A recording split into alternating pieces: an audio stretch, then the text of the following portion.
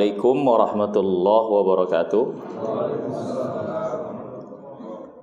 Innal hamdalillah nahmaduhu wa nasta'inuhu wa nastaghfiruh wa na'udzu billahi min shururi anfusina wa min sayyiati a'malina. Man yahdihillahu fala mudhillalah wa man yudlil fala hadiyalah. Wa ashhadu an la ilaha illallah wahdahu la syarikalah wa ashhadu anna Muhammadan abduhu wa rasuluhu la nabiyya ba'dah. Allahumma anfa'na bima 'allamtana wa 'allimna ma yanfa'una wa zidna ilman wa hudan wa tuqan wa salahan ya rabbal alamin. Hadirin yang dirahmati dan dimuliakan oleh Allah Subhanahu wa taala. Alhamdulillah, segala puji hanya milik Allah. Kita bersyukur atas segala nikmat dan karunia-Nya. Kembali Allah pertemukan kita di kesempatan malam hari yang berbahagia ini. Insyaallah kita akan lanjutkan pelajaran kita mempelajari Kitabul Fitan dari kitab hadis Sahih Muslim, ya. Terakhir pembahasan kita masih terkait dengan muqaddimah yang dijelaskan oleh Syekh Sulaiman Ruhaili rahimahullah, yaitu tentang maksud dan tujuan dari penulisan kitab dan juga makna daripada fitnah, ya, dan asyratus sa'ah. Fitnah dan asyratus sa'ah. Di dalam kesempatan yang lalu sudah dijelaskan bahwasanya fitnah itu dilihat dari kejadian atau waktu kejadiannya atau waktu adanya itu fitnah, maka terbagi menjadi dua.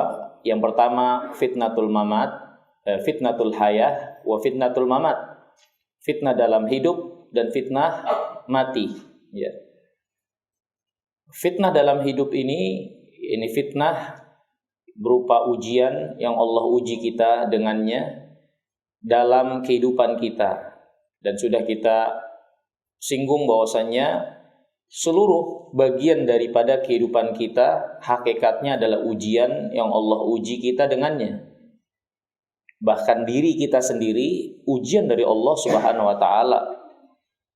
Ya, orang-orang yang ada di sekitar kita, anak kita, istri kita, harta kita, rumah kita, ya, termasuk apa yang menjadi keadaan dari susah, senang, sehat, sakit, popularitas, atau sebaliknya, itu semua ujian yang Allah Subhanahu wa taala uji kita dengannya.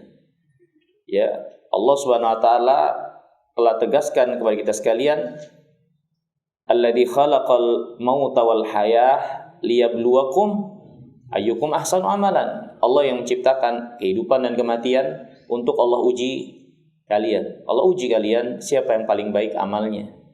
Allah berfirman, wa nabluukum bisyarri wal khairi fitnah.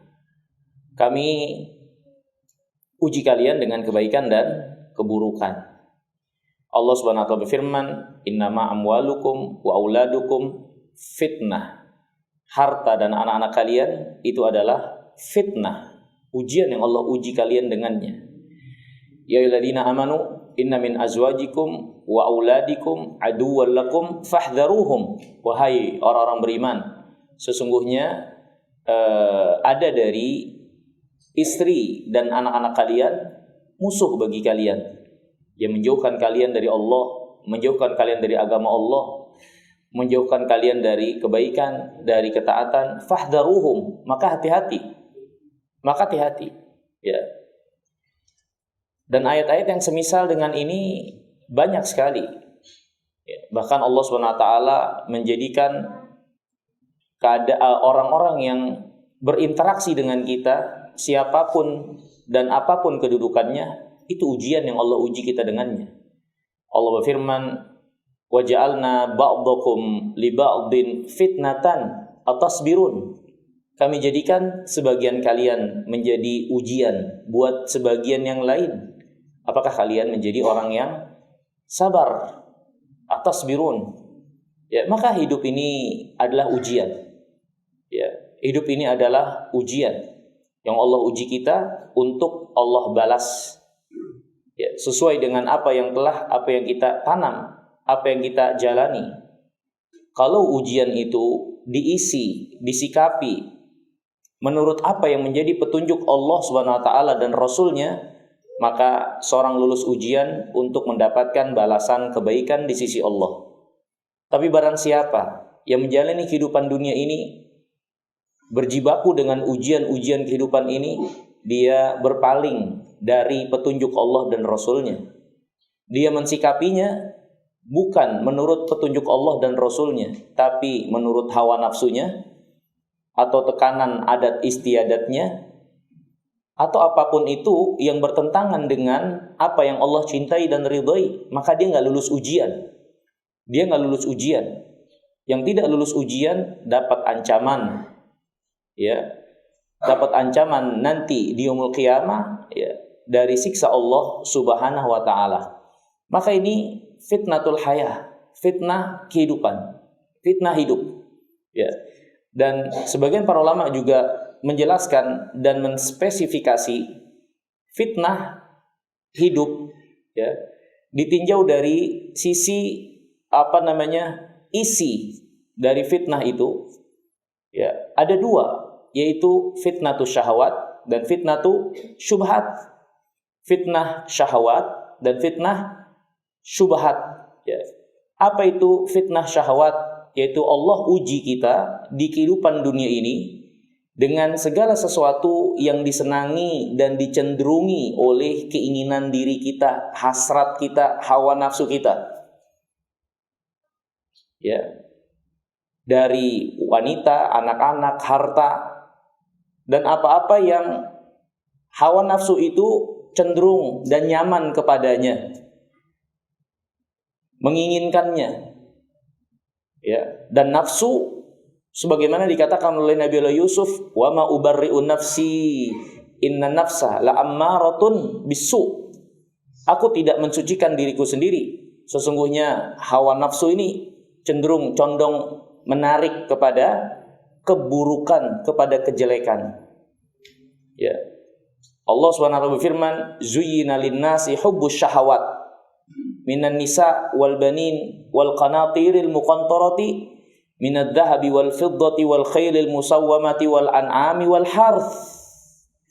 Dijadikan kecintaan manusia kepada syahwat. Cinta kepada syahwat ini apa yang menjadi kecenderungan hasratnya, berupa wanita, anak-anak, kemudian harta, emas dan perak, peternakan, kendaraan, dan itu semua adalah perhiasan dunia, ya, yang menjadi kecenderungan dan kecondongan diri untuk memilikinya, menguasainya, menikmatinya. Tapi barang siapa yang menggunakannya, mencarinya, mendapatkannya, menggunakannya hanya dalam rangka memuaskan hawa nafsunya, maka dia berarti terfitnah oleh syahwat, terfitnah oleh hawa nafsunya. Tapi barang siapa yang mensikapinya dalam mencari, memiliki, ya, mendapatkan, mensikapi, menggunakan menurut apa yang menjadi petunjuk Allah, tidak melampaui batasan yang Allah batasi, ya, maka ini adalah orang yang berarti berhasil diuji dengan hawa nafsunya, mengendalikan hawa nafsunya dengan mendahului apa yang diinginkan oleh Allah yang menjadi petunjuk untuk dia lakukan. Dan Allah telah berfirman, fa amma man khafa maqama rabbih wa nahan nafsa 'anil hawa fa innal jannata hiyal ma'wa. Mereka yang takut akan kedudukan Allah yang maha agung dan dia mengendalikan hawa nafsunya, maka sesungguhnya surga akan menjadi tempat baginya.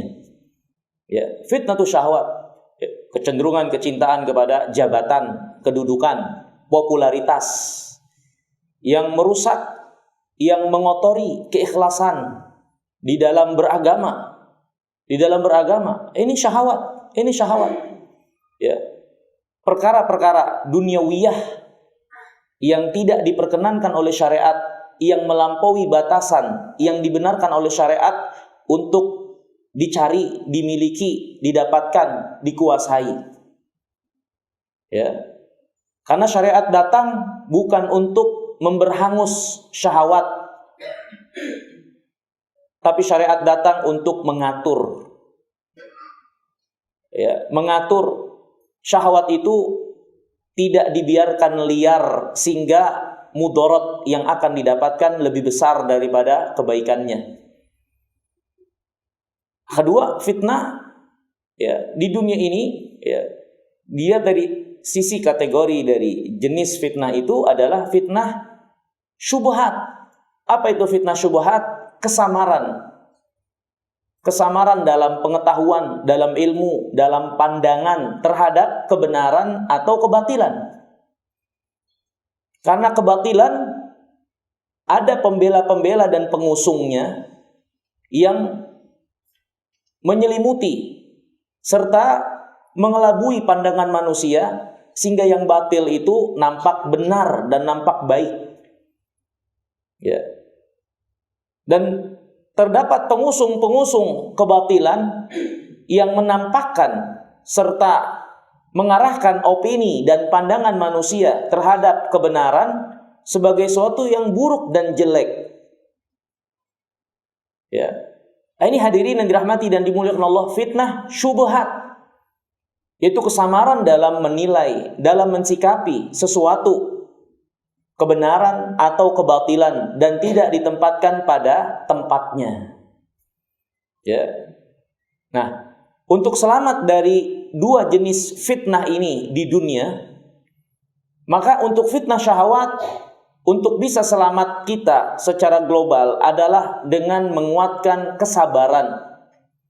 Menguatkan kesabaran, pengendalian diri, mengendalikan untuk terus berada pada apa yang Allah cintai dan ridhoi, menjalankan perintahnya, menjauhi larangannya, dan tidak memperturutkan hawa nafsu terhadap apa yang Allah tentukan dan takdirkan, menerima dengan penuh kerelaan tanpa kebencian terhadap apa yang Allah tentukan. Maka syahwat, cara mengendalikannya adalah menguatkan kesabaran. Adapun syubhat, cara lolos dan selamat darinya adalah dengan menguatkan ilmu. Mengenal kebenaran ini dengan pengenalan yang terang dan jelas berdasarkan bukti dan argumentasi yang benar dari Alkitab dan dari hadis Nabi SAW yang sahih. Karena kebenaran pastinya datang dari Allah. Sebagaimana kata Allah SWT, Al-haqqu min rabbik wa la takunanna minal mumtarin. Kebenaran datang dari Allah, jangan kalian menjadi orang yang ragu. Apa yang datang dari Allah? Yang datang dari Allah, apa yang Allah wahyukan kepada nabinya, yaitu Al-Quran dan sunnah Nabi yang mulia alaihi wasallam. Karena kedua-duanya wahyu, sebagaimana dikatakan oleh Rasulullah SAW, ala inni utitul kitab wa mithlahu ma'ahu. Ketahuilah aku dianugerahkan kitab, itu Al-Quran, dan yang bersama dengan Quran yang semisal dengannya, yaitu apa? Sunnah. Keduanya wahyu dari Allah. Allah berfirman, wa ma yantiqu anil hawa in huwa illa wahyun yuha. Muhammad tidak bicara dengan hawa nafsunya. Apa yang beliau bicarakan adalah wahyu yang Allah wahyukan kepadanya. Ya. Maka cara lolos dan selamat dari syubhat adalah dengan belajar, menuntut ilmu, mengenal kebenaran, mengenal kebatilan dengan jelas, dengan ilmu, dengan keterangan yang datang dari Allah dan Rasulnya yang mulia alaihi salatu wassalam. Ya. Al-ilmu adalah mengenal sesuatu atau mengenal kebenaran dengan dasar yang benar dari Alkitab, dari hadis Nabi SAW yang sahih. Ya. Al-ilmu ma qala Allah wa qala Rasulullah. Ilmu adalah apa yang difirmankan oleh Allah dan disabdakan oleh Rasulullah SAW. Maka dengan berilmu, ya, mengenali kebenaran dengan benar dari keterangan Alkitab dan Sunnah, ini akan menyelamatkan dari syubhat, akan menyelamatkan dari syubhat, kesamaran-kesamaran itu. Ya. Nah, ilmu inilah, ya, yang menyelamatkan seorang dari syubhat, karena ilmu itu membuahkan keyakinan. Ya, karena yakin itu nggak akan tercipta kecuali atas dasar ilmu. Orang yang nggak berilmu, maka dia tidak bisa membangun keberagamaannya dengan keyakinan, dengan keyakinan. Ilmu inilah yang membuahkan keyakinan, sehingga keyakinan itu menolak dan memberhanguskan syubhat yang datang dari tipu daya, rayuan, kesamaran, pengelabuan, syaitan dan teman-temannya ketika menyamarkan kebenaran atau mencampur adukan kebenaran dengan kebatilan. Ya, yang telah dilarang oleh Allah Subhanahu wa taala. Wala talbisul haqqo bil batil wa taqtumul haqqo wa antum ta'lamun. Janganlah kalian mencampur adukan antara hak dan batil dan kalian menyembunyikan kebenaran padahal kalian tahu. Dan Allah Subhanahu wa taala telah menjelaskan tentang sabar dan yakin ini yang menjadi buah ilmu. Itulah yang akan meninggikan, memuliakan seseorang di dunia dan di akhirat, yang membawa mereka kepada jalan keselamatan, jalannya orang-orang yang Allah berikan nikmat dari para nabi dan rasul, syuhada, salihin, siddiqin. Allah Subhanahu wa taala berfirman, "Wa ja'alna minhum a'immatan yahduna bi amrina lamma sabaru wa kanu bi ayatina yuqinun." Demikianlah kami jadikan mereka para imam, para pemimpin, memimpin dengan petunjuk dari Allah ketika mereka sebagai orang yang sabar dan yakin terhadap ayat-ayat Allah. Maka hanya dengan sabar dan keyakinan seorang mendapatkan kemuliaan di dunia dan di akhirat, menjadi a'immah, pemimpin-pemimpin yang memimpin dengan petunjuk Allah SWT, yang membawa petunjuk dan berjalan di atas petunjuk di dunia ini dan di yaumul qiyamah kelak. Ya. Bisabril wal yakin, dengan sabar dan yakin. Dan Allah SWT berfirman, ihdinas siratal mustaqim, siratal ladzina an'amta 'alaihim ghairil maghdubi 'alaihim waladdallin. Yang kita minta kepada Allah setiap harinya agar kita berada di jalan yang lurus. Siratal mustaqim. Apa itu jalan yang lurus? Jalan yang lurus adalah jalan orang yang Allah berikan nikmat, yang menapaki jalan tersebut. Siapa orang yang Allah berikan nikmat? Allah SWT berfirman, "Wa man yuti'illaha wa rasulahu fa ulaika ma'al ladzina an'ama Allah 'alaihim minan nabiyyin was-siddiqin wasyuhada wassalihin." Siapa yang taat kepada Allah dan Rasulnya, mereka akan dikumpulkan bersama para nabi, orang-orang yang siddiq, orang-orang yang mati syahid dan salihin. Itulah orang-orang yang Allah berikan nikmat. Maka orang yang Allah berikan nikmat adalah orang-orang yang Allah cintai dan ridhai, yang menapaki jalan yang lurus. Ghairil maghdubi 'alaihim waladdallin. Jalan yang lurus, jalannya orang yang Allah berikan nikmat, bukanlah jalan orang yang dimurkai dan juga bukanlah jalan orang yang sesat. Kenapa seorang sampai pada kesesatan dalam perjalanannya? Karena nggak punya ilmu. Karena tidak berilmu dalam perjalanannya, sehingga dia tersesat. Kenapa orang menjadi dimurkai dalam perjalanan keberagamaannya? Karena dia mengikuti hawa nafsunya. Dia tahu kebenaran, dia kenal kebenaran, tapi tidak mau mengamalkannya, memperturutkan hawa nafsunya, mendahulukannya daripada apa yang Allah cintai dan ridhoi. Ini syahwat. Ya, maka jalannya orang yang Allah berikan nikmat adalah jalan orang yang berjalan di atas dasar as-sabru wal yakin, yang selamat dari syahwat dan syubhat. Ya. Ini hadirin yang dimuliakan Allah. Ya. Al-Imam An-Nawawi mengatakan Kitabul Fitan, kitab penjelasan tentang fitnah. Ya. Itu fitnah terkait dengan kehidupan. Semuanya adalah fitnah, dan fitnah bisa berupa syahwat, bisa berupa syubhat. Dan fitnah juga ditinjau dari orang yang mengalaminya, terbagi menjadi dua. Fitnah khusus dan fitnah umum. Ditinjau dari yang mengalaminya, terbagi menjadi dua. Fitnah khusus dan fitnah umum. Fitnah khusus adalah ujian-ujian yang Allah timpakan kepada masing-masing pribadi pastinya dalam kehidupan. Ini fitnah khusus. Setiap kita itu diuji oleh Allah dengan ujian yang berbeda-beda. Dari keadaan, kemampuan, dan seterusnya. Ya, potensi-potensi. Ini fitnah khusus terkait dengan pribadi-pribadi yang pastinya Allah uji dengan apa yang menjadi keadaan mereka. Yang kedua, ada fitnah umum. Fitnah umum adalah fitnah yang menimpa keumuman kaum muslimin tak terkecuali. Yaitu apa? Berupa kesulitan mereka, kesempitan mereka untuk mengamalkan dan menegakkan agamanya. Yaitu suatu keadaan yang secara umum kaum muslimin mengalaminya, di mana keadaan ini membuat mereka kurang, tidak sempurna, bahkan tidak bisa atau sulit dalam mengamalkan, beriman, mempraktekkan agamanya. Ini fitnah yang sifatnya umum. Ya. Fitnah yang sifatnya umum. Ya. Di antara fitnah itu seperti yang dikatakan oleh Nabi SAW, bahwasanya umat ini, ya, sepeninggal Nabi yang mulia alaihi wasallam, ya, akan tertimpa fitnah berupa banyaknya perselisihan di tengah-tengah mereka.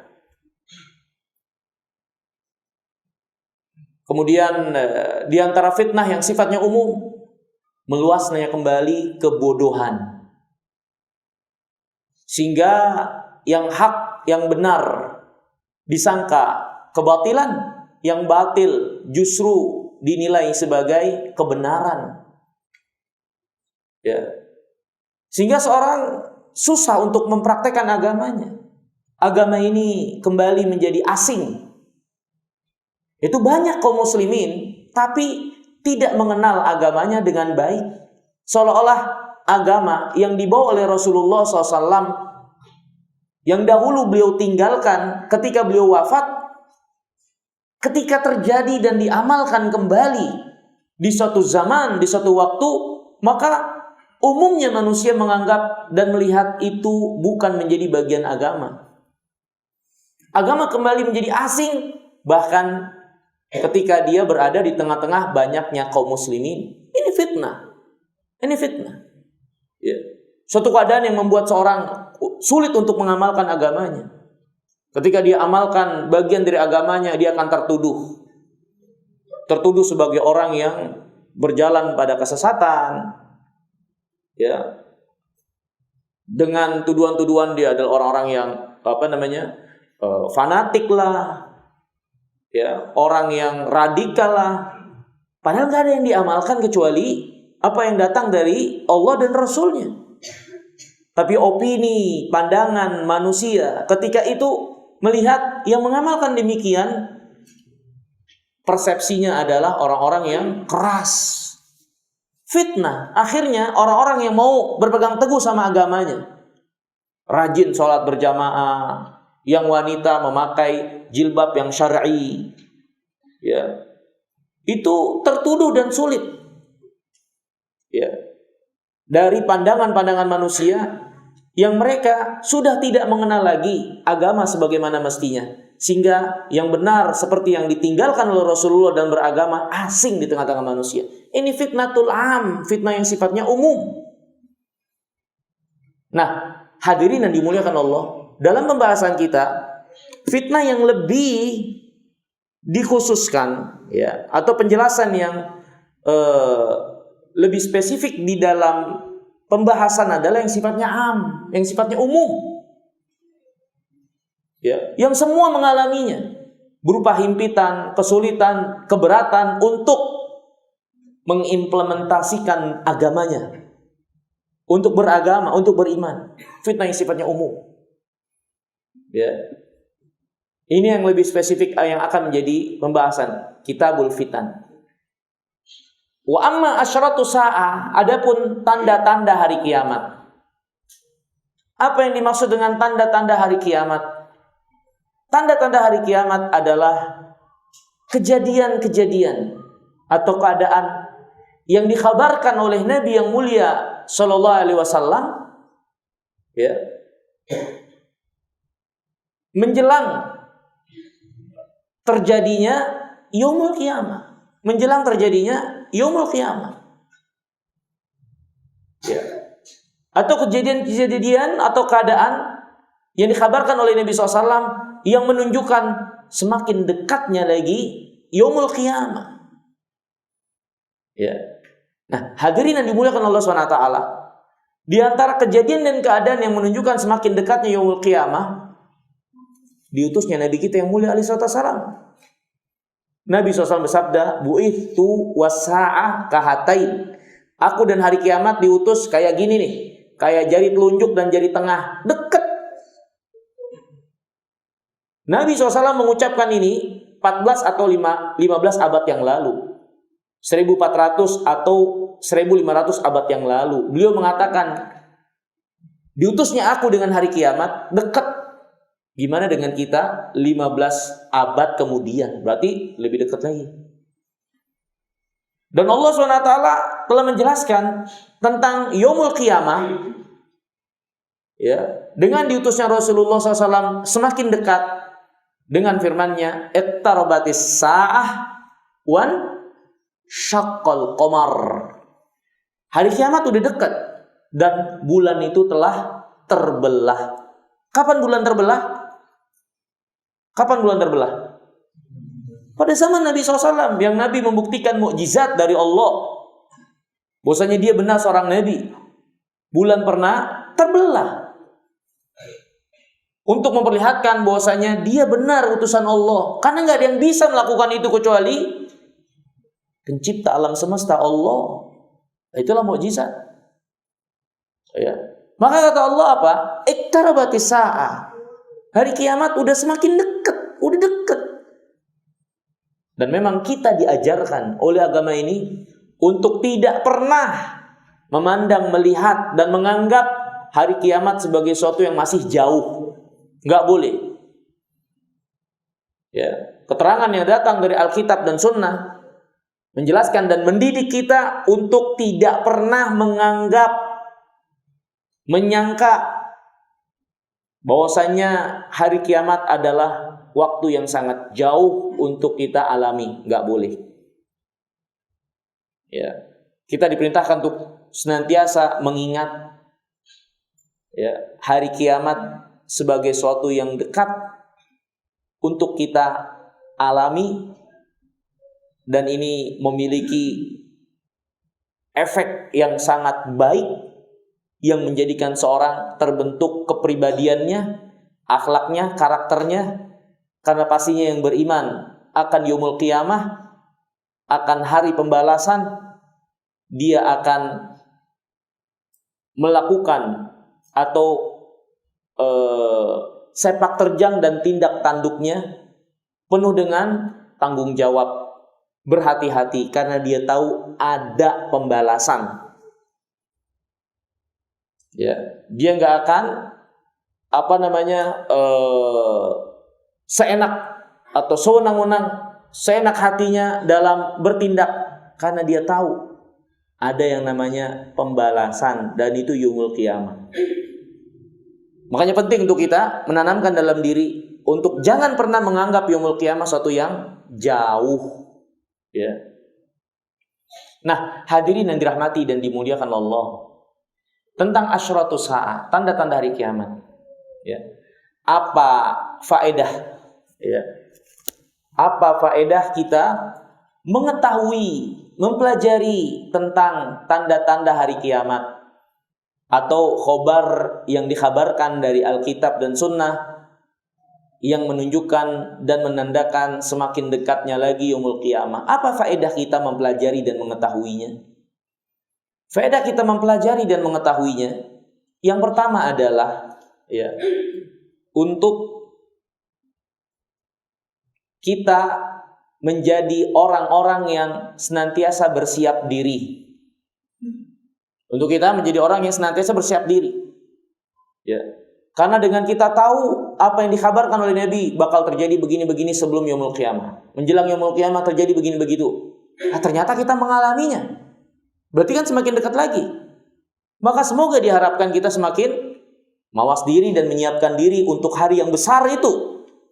Itu yaumul qiyamah, hari yang gak bermanfaat, harta, anak-anak, dan apa yang kita kumpulkan dari materi dunia, kecuali orang-orang yang datang kepada Allah dengan hati yang selamat, yang membawa iman dan amal saleh.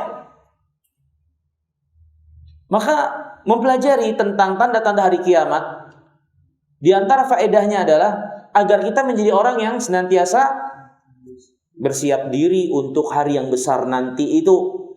Karena semakin kita tahu apa-apa yang dikhabarkan oleh Nabi SAW itu ternyata kita alami, tentu ini menunjukkan semakin dekat lagi. Sehingga kita harus semakin bersiap lagi. Kemudian yang kedua, di antara faedah mempelajari dan mengetahui tentang tanda-tanda hari kiamat, tanda-tanda hari kiamat itu adalah bukti yang menunjukkan kebenaran Rasulullah SAW. Bukti yang menunjukkan kebenaran Rasulullah. Jadi dia akan menambah iman. Kenapa dia sebagai bukti kebenaran Rasulullah? Karena tentunya nggak akan ada yang bisa mengabarkan tentang suatu dari masa depan yang akan terjadi, kecuali yang maha mengetahui perkara gaib, yaitu Allah.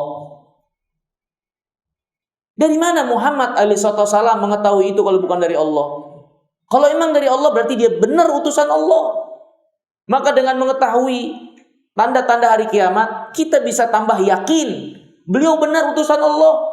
Buktinya beliau mengabarkan perkara gaib yang terjadi sebagaimana adanya, yang gak mungkin diketahui kecuali dari Allah atau orang yang dikhabarkan oleh Allah tentang keadaan kejadian tersebut. Kemudian yang ketiga, di antara faedah mengetahui dan mengenal tentang asratus sa'ah, membuat kita semakin mantap dan yakin hari kiamat itu benar-benar terjadi dan akan terjadi dan pasti ada. Itu di antara faedahnya. Kenapa demikian? Kenapa demikian? Siapa yang bisa jawab? Kenapa? Pelajaran atau mengenal tentang asratus sa'ah membuat kita semakin mantap lagi. Yaumul qiyamah benar-benar pasti akan terjadi dan tidak ada keraguan di dalamnya. Kenapa bisa demikian? Alasannya apa? Apanya? Surat Al-Quran. Maksud saya sisi pendalilan, sisi kesimpulannya dari mana? Ujian. UTS apa UAS? Testing ujian. Sisi kenapa dia semakin menguatkan kita iman kepada yaumul qiyamah, menjadi bahwasanya itu sesuatu yang pasti dan enggak diragukan lagi. Karena yang dikhabarkan tentang tanda-tanda hari kiamat, waktu Nabi mengabarkan terjadi enggak? Belum. Waktu Nabi mengabarkan terjadi belum? Belum kan? Walaupun ada, tapi banyak yang belum. Faedah buat kita tentu yang belum kan? Waktu beliau mengabarkan belum terjadi kan? Yaumul qiyamah yang dikabarkan udah terjadi belum? Belum. Nah, kan dua-duanya sama perkara gaib kan? Ternyata tanda-tanda itu sebagiannya kita alami sebagaimana yang dikabarkan oleh Nabi persis. Ternyata tepat. Perkara gaib yang dikabarkan oleh Nabi kita alami benar. Maka yaumul qiyamah perkara gaib juga sama-sama dikabarkan oleh Nabi, pasti benar juga bakal terjadi walaupun kita belum mengalaminya. Karena apa-apa yang beliau kabarkan belum terjadi, pada akhirnya sebagiannya kita alami. Berarti yang lain juga walaupun belum kita alami, kita harus pastikan dan yakini itu akan terjadi, mau kita mengalaminya atau tidak. Di antaranya adalah yaumul qiyamah. Maka nggak ada jalan untuk kita mengingkari yaumul ba'tsi, yaumul qiyamati, yaumul akhir. Nggak ada jalan untuk kita mengingkari yaumul qiyamah. Di antara buktinya asyratu sa'ah yang telah dijelaskan oleh Nabi SAW. Mari kita adzan, nanti badal adzan kita bersoal jawab sambil menunggu qomat, ya.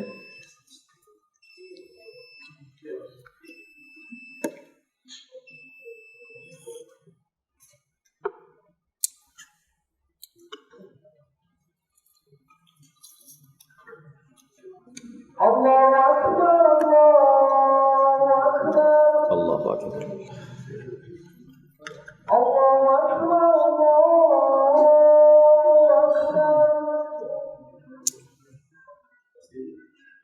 Asyhadu an la ilaha illallah. Asyhadu an la ilaha illallah. Asyhadu an la ilaha illallah.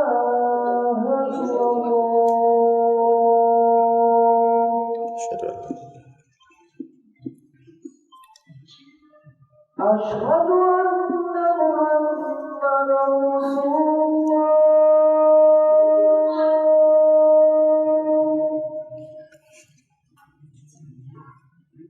Asyhadu anna Muhammadar Rasulullah.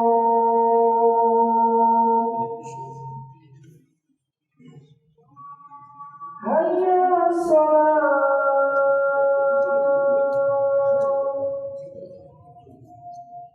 Hayya 'alas-shalah.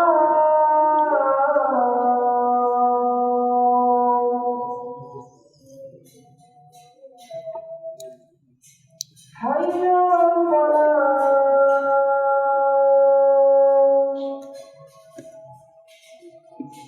Hayya 'alal-falah.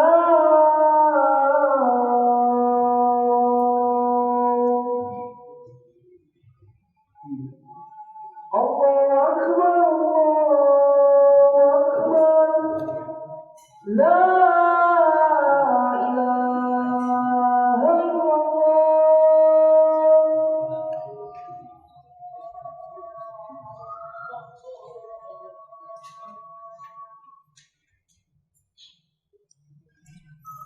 Bismillah, alhamdulillah, wassalatu wassalamu ala rasulillah. Asyhadu an la ilaha illallah wa la syarika lah, wa asyhadu anna Muhammadan abduhu wa rasuluhu la nabiyya ba'da, amma ba'd. Baik, jamaah sekalian, sambil menunggu qomat, ya sekitar 5 menitan ya, mau qomat. Min soal, ada yang mau ditanyakan? Iya Pak. Gimana Pak? Gini Pak. Salam. Nanya nih Pak. Iya silakan. Kalau kita hari kiamat, bagaimana kita tuh menghadapi dan sikap kita? Kita menghadapi kiamat tuh, dan sikap kita gimana? Sikap kita. Menghadapi kiamat. Ya. Untuk menghadapi kiamat, sikap kita adalah menguatkan iman yang benar, akidah yang benar, dan amal soleh yang benar. Kenali apa yang Allah bebankan kepada kita dari syariat yang menjadi petunjuk dan batasannya, ya, lahir dan batinnya. Itulah yang harus kita persiapkan diri, membawa diri kita menghadap Allah di yaumul qiyamah kelak. Kalau sudah seperti itu, maka nggak usah khawatir dan nggak usah takut, karena yang seperti itu keadaannya, baik lahir batinnya, ya, dengan iman dan amal saleh, Allah jamin, ya, kebaikan dia menghadap Allah Subhanahu Wa Taala. Ya. Kita merasa menyesal nih, amal kita sedikit. Ya. Itu gimana menyesal? Ya, semua harus merasa menyesal amalnya dikit. Barang siapa yang merasa amalnya udah banyak, orang ini nggak kenal dan nggak tahu diri, nggak kenal Allah, nggak kenal dirinya. Ya, para sahabat radhiyallahu taala anhum, Rasulullah SAW, mana ada mereka yang memproklamirkan dan merasa amal mereka banyak, Padahal mereka veteran perang Badar. Padahal mereka veteran perang Uhud. Ya. Nabi yang mulia alaihi wasallam menganggap sedikit amalnya. Dan Nabi SAW nanti di yaumul qiyamah pun menjelaskan, Nabi pernah menjelaskan, ya, atau ini perkataan para ulama, ya, tidak ada seorang di yaumul qiyamah, mau yang berbuat jelek, mau yang berbuat baik, kecuali menyesal. Yang berbuat jelek nyesel lah, jelas. Pak, mafhum kita bisa pahami. Yang berbuat baik pun nyesel. Karena mereka ternyata tidak melakukan yang terbaik atau kurang kebaikannya. Makanya enggak, amal soleh itu bukan menjadi alat tukar surganya Allah. Seorang masuk surga rahmat Allah, amal soleh hanyalah sebab. Maka seorang janganlah tertipu menjadi ujub dan jumawa dengan amal soleh yang dia lakukan. Teruslah menghadap Allah dalam keadaan sebagai seorang hamba yang butuh kepada Allah, ya, dan penuh merendahkan diri dan merendahkan hati kepada Allah. Wallahu a'lam. Ada lagi? Ada lagi nggak? Nggak ada nih. Nggak ada ya. Silakan Pak. Ada yang bilang Pak, ketika saya itu pernah nonton di YouTube itu, kata hari kiamat itu nggak sampai 1.500 ya. Kalau pada waktu itu ada. Pertama, nggak ada keterangan dari Rasulullah SAW yang sahih yaumul qiyamah itu disikapi, ya, atau disimpulkan dengan kesimpulan matematika. Ya. Nggak ada. Yang ada itu hanyalah kesimpulan-kesimpulan yang sebagian kesimpulannya berdasarkan apa yang didapatkan dari Israiliyat, yaitu kisah-kisah, ya, dan keterangan-keterangan dari ahlul kitab yang tidak ada keterangan keabsahannya dalam agama ini. Jadi kalau kita lihat Al-Quran dan Sunnah Nabi SAW tentang tanda-tanda hari kiamat, nggak ada yang menjelaskan yaumul qiyamah dengan penjelasan matematika. Tinggal sekian lagi, nggak ada. Bahkan yang diperintahkan adalah setiap pribadi harus menanamkan yaumul qiyamah sebagai sesuatu yang dekat. Karena kiamat akhirnya terbagi menjadi dua. Kiamat yang besar dan kiamat yang kecil. Kiamat besar yaitu hancurnya alam semesta ini, hari kebangkitan, pembalasan. Kiamat kecil, kematian kita. Makanya orang-orang Arab mengatakan, orang yang mati, qamat kiamatuh. Kiamat dia udah tegak. Ya, karena ketika kita mati, selesai urusan kita dan kita harus mempertanggungjawabkan itu semua. Semenjak di alam kubur, belum lagi nanti hari kebangkitan. Jadi nggak ada keterangan secara khusus, petunjuk untuk kita memahami keterangan tentang asyratus sa'ah dengan memmatematikakannya. Karena itu bisa masuk ke dalam perkara rajmam bil ghaib, menerka-nerka perkara gaib tanpa dasar yang benar. Dan perkara gaib nggak boleh disikapi demikian, karena dia hak prerogatif Allah, hanya Allah yang mengetahuinya. Kalau Allah nggak terangkan, kita nggak boleh meyakini dan menetapkan apapun dari perkara yang gaib, yang nggak bisa dicapai oleh panca indera. Mungkin gitu Pak, wallahu a'lam. Satu lagi ya. Iya. Iya Pak. Di dalam ada kiamat itu apa semua makhluk pada mati? Apa mereka juga mati? Allah berfirman, fa idza nufikha fis sur fasa'iqa man fis samawati wa man fil ardi illa man syaa Allah. Wa nufikha fihi ukhra fa idahum qiyamun yandurun. Ya, ketika ditiupkan sangkakala yang pertama kali, maka binasa seluruh yang ada di langit dan di bumi ini kecuali yang dikecualikan oleh Allah. Ditiup sangkakala yang kedua, maka semuanya bangkit menuju hari pembalasan. Ya kan? Nah, di bagian yang pertama ayat tadi berselisih para ulama siapa yang Allah kehendaki untuk tidak merasakan kehancuran ketika ditiupkan sangkakala pertama kali. Karena memang sifatnya secara umum. Ya, berselisih para ulama. Dan dalam keterangan-keterangan itu siapa? Apakah arsy Allah atau malaikat pemikul arsy. Ya. Bahkan Nabi SAW sendiri nggak mengetahui tepatnya. Sehingga Rasulullah SAW ketika beliau mengatakan dia yang pertama kali bangkit, ditiupkan sangkakala kedua, dia yang pertama kali bangkit. Tapi ketika dia bangkit, dia melihat Musa dan dia nggak tahu apakah Musa termasuk yang dikecualikan dari penghancuran ini. Nah itu. Jadi beliau sendiri tidak bisa memastikan, tapi pastinya ada. Hanya spesifiknya kita nggak bisa menetapkan karena memang nggak ada ketetapan yang pasti dan para ulama pun berselisih tentang masalah ini. Wallahu a'lam. Mungkin itu. Saya kira satu lagi mana? Nggak ada. Iya Pak. Kalau kita lihat kondisi terakhir, ini kan banyak di pada manapun itu anak-anak kita sepertinya kurang praktik. Iya Pak. Ya mendekat gunakan. Saya diskusi Pak sama teman-teman saya. Mereka juga hampir rata-rata mengalami hal seperti ini. Kira-kira apa yang harus kita lakukan sebagai orang tua? Ya. Dari sini barangkali beberapa hal juga.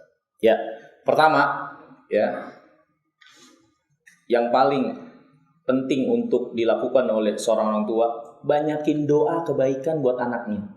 Karena doa orang tua buat anak mustajab. Walaupun mungkin belum Allah realisasikan di saat dia hidup.